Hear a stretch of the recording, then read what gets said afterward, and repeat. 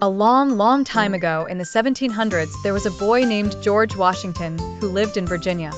He wasn't rich and he didn't go to fancy schools, but everyone around him knew one thing: George was honest and kind. When George was a little boy, there's a famous story people love to tell. One day, he got a shiny new hatchet, a small axe. Curious and excited, little George went outside and started chopping small branches. But oops, he accidentally cut down his father's favorite cherry tree, deciduous tree. When his father saw it, he was upset.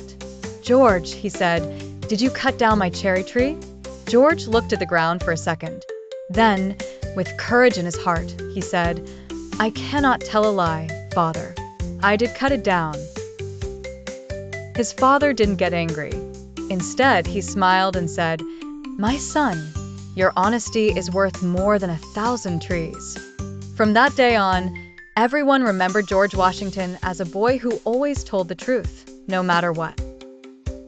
Years later, George grew up to be a strong, wise man. He became a leader in the American Revolution, fighting for freedom from British rule. Even in the hardest times, people trusted him because they knew he would never lie or give up.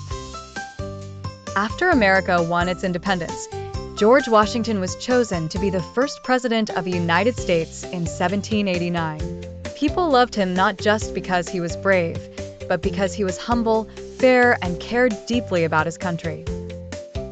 When his time as president ended, George did something amazing.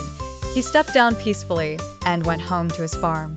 That was the first time in history a powerful leader gave up power willingly. It showed everyone what real leadership looks like. George Washington taught America one of its most important lessons.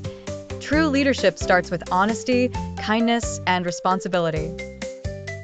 Even today, kids in the United States learn about George Washington not only as a hero of war or the first president, but as the boy who once said, "I cannot tell a lie." And that, my friend, is how a young boy with a small hatchet grew up to become the father of a nation.